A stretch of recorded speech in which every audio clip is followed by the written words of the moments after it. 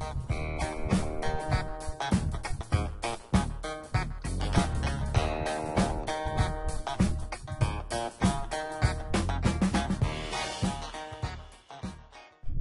안녕하세요. 우리 9학년 학생 여러분, 네, 오늘은 역사적인 날입니다. 기술 수업이 온라인으로 시작하는 역사적인 날이죠. 네. 근데 오늘뿐만 아니라 선생님은 이번 학기 끝날 때까지 이론 수업은 다 온라인으로 할까 합니다. 그래봤자 몇 편 되지 않지만 그래도 건설 기술 파트 끝날 때까지 한번 이론 수업을 다 온라인으로 진행하면서 일반 수업 시간에는 계속 수행평가와 실습 활동 위주로 진행해 볼까 합니다. 그것이 여러분들한테도 더 유익이고요. 이론을 한번 듣고 기억이 잘 안 날 때 다시 한번 들을 수 있는 장점도 있고 해서 온라인으로 활용할까 합니다. 여러분들에게 지난 금요일 날 건설기술의 5번 학습지와 6번 학습지를 나눠줬습니다. 이것이 건설기술 파트의 그 첫 번째에 관련된 그 학습지인데요.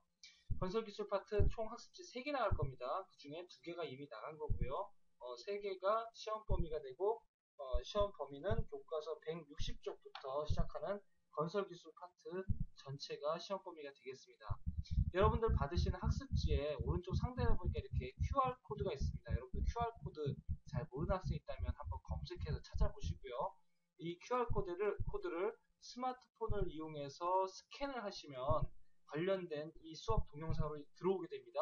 만약에 스마트폰이 없는 친구들은 유튜브 주소를 학급 홈피에 링크 걸어놨습니다. 그 유튜브 주소로 들어오셔서 본 영상을 시청하시고 하시면 되겠습니다. 자, 그러면 지금부터 수업을 시작할 건데요. 여러분들 학습지와 교과서를 옆에다 딱 두고요. 펜을 들고 시작하겠습니다. 자, 그런데 이 학습지를 보니까 빈칸이 많이 있죠. 선생님 특별히 맨날 항상 하는 방식인데 이렇게 빈칸들을 해놓은 부분들이 비교적 중요하고 키워드가 되는 부분입니다. 여러분들이 중요한 것은 선생님이 수업을 아무리 해줘도 여러분들 책을 읽어보지 않으면 아무 소용이 없거든요. 지금 선생님이 시간을 드릴 테니까 162쪽부터 시작하는 요 학습지의 162쪽부터거든요. 거기서부터 학습지의 빈칸을 교과서를 읽어보면서 빈칸을 채워넣는 활동을 각자 하겠습니다. 자, 지금부터 시간을 드릴 테니까 잠깐 하시고요. 동영상은 잠깐 일시정지 해둬주세요. 자, 다 했나요? 네, 시간이 너무 짧았나요? 아니죠? 여러분들 일시정지하고 기다렸다 했기 때문에 짧은 시간이 아니었죠. 네, 그러면은 한번 여러분들이랑 같이 교과서에 있었던 내용을 한번 잘 채웠는지 한번 확인해 보겠습니다. 그런데 선생님이 학습지 내용을 쭉 살펴보니까 다 이렇게 어렵지 않고 비교적 상식적인 수준에서 할 수 있는 부분도 있고 책을 여러분들이 한번 읽다 보니까 이게 무슨 내용인지 알겠다라고 지금 이미 다 이해하고 있는 친구들이 많을 거라고 믿습니다. 그렇다 보니까 선생님이 이 내용을 일일이 다 하나하나 설명하기보다는 좀 중요한 것들 중심으로 또 나머지 것들은 조금 스킵하면서 진행해 보겠습니다. 우선 건설기술의 정의부터 한번 볼게요. 네, 정의 이렇게 됩니다. 그렇죠? 책에 있는 교과서 163쪽에 있는 내용입니다. 네, 정의가 나와 있죠. 구조물을 만든다. 네, 구조물을 만든다라는 것에 저는 좀 핵심, 중요하다고 생각하는데요.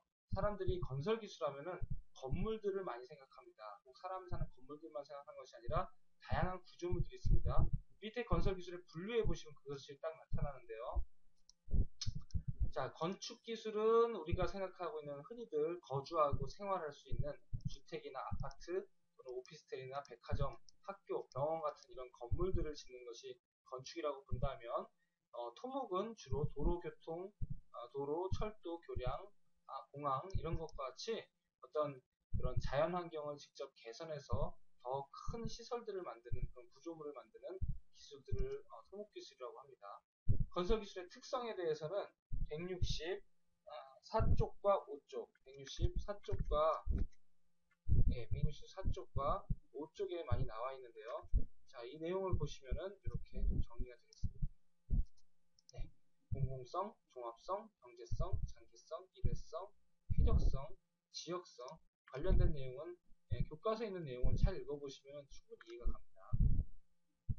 그렇다면 이런 건설 기술이 어디에 이용되는가 봤더니 당연히 주로 우리가 가장 많이 접하게 되는 사람이 먹고 자야 되는 그런 주거 분야, 또 상업적으로 이용되는 산업 분야, 또 어떤 부분에서 건물이 지어집니까? 우리가 지금 다니고 있는 학교 또는 아플 때 가는 병원 등 이런 공공시설, 복지시설에서 사용되고 있고요.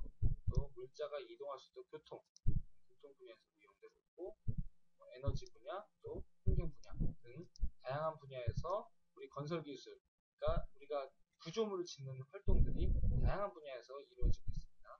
너무 그렇게 크게 어려운 내용은 아닙니다. 자, 그렇다면 이 다음에도 또 마찬가지인데 건설 기술과 건설 기술과 다른 기술과 연계성 안에 건설 기술과 제조 기술 이런 연계성이 있고요. 또 건설 기술은 수송 기술과 또 어떤 연계성이 있는가 봤더니 이런 도로나 철도나 이런 항만, 교량, 비행장 등 어떤 교통수단을 해주는 그런 시설물, 구조물들을 만드는 것이 건설 기술과 연계가 되고 있고요. 건설 기술과 정보통신 기술 어떤 겁니까? 우리가 흔히 잘 알고 있는 방송에 관련된 건물들, 네트워크 시설들, 방송용 탑들 이런 것들이 건설 기술과 정보통신 기술이 같이 연계돼서 하고 있는 활동이라고 할 수 있겠죠. 자, 네, 그러면 건설 기술의 역사를 한번 살펴보려고 하는데요. 고대 건설 기술부터 중세 건설 기술, 그리고 근대 건설 기술, 현대 건설 기술, 또 앞서 나가서 미래 건설 기술까지 간단하게 보고 넘어가겠습니다. 자, 먼저 고대 건설 기술대에서의 특징은 우선 재료에 있습니다. 재료가 그저 그냥 흙과 나무와 풀과 같은 것을 사용해서 집을 짓다가 점점점 시간이 지나면서 세월이 흐르면서 벽돌이나 돌 등으로 약간씩 진보하기 시작했습니다. 그때 당시에 그리스, 로마, 중국, 이집트 또는 우리나라 그 사만 시대, 신라 백제, 고구려 이런 시대 때를 주로 그때까지를 고대로 보는데 그때 시대에 이런 건축물들이 이런 건설들이 잘 이루어졌다는 이야기입니다. 한번 읽어보시고 알고 계시면 되겠습니다. 중세로 넘어오니까 중세에는 주로 정치나 종교적인 강화인데요. 이게 지금 상황 못합니다. 상황에 따라 다양한 변화를 거쳤습니다. 그래서 주로 고대보다 종교적 성향이 강해졌고, 그래서 종교 건축에 주로 집중됐습니다. 그래서 뭘 지었냐? 다 성당 지었습니다. 교회 짓고 성당 지었죠. 그래서 서양에는 주로 이런 양식들, 이런 형태의 집들이 많이 생겨났습니다. 자, 뭐냐면 돔 구조와 첨탑 구조. 둥그런 돔 형태냐, 또는 뾰족뾰족 솟은 첨탑 구조 형태이냐 이렇게 나타내고요. 우리나라 고려시대와 조선시대에는 불교 사찰과 또 유교 사당과 이런 것들이 유행했다라는 것 잘 알고 계시면 되겠습니다. 자, 그 다음에 중세 그런 건축 양식을 보니까 주로 로마네스크 양식, 고딕 양식 등이 있는데 요거는 굉장히 다른 시험 문제집에서도 참 문제를 많이 다루더라고요. 네, 로마네스크 양식은 피사 대성당이 대표적인 예인데 여러분들 교과서에 보시면은 여기 나와 있습니다.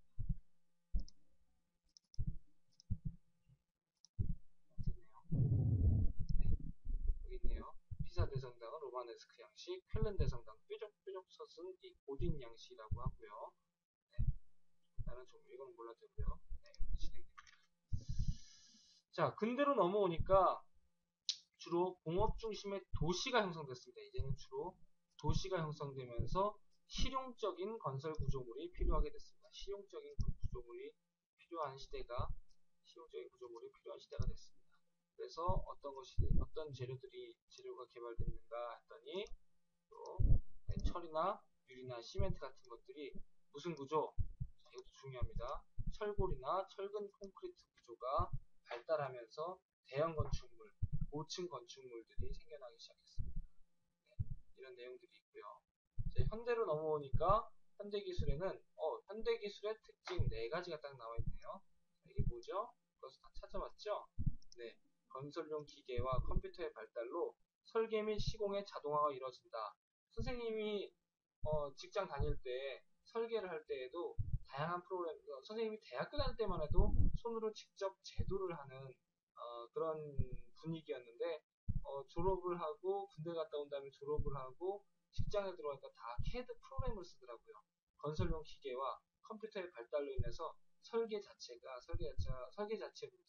굉장히 스마트해지고 그리고 진보해지고 자동화가 이루어지는 것을 선생님도 경험했었습니다.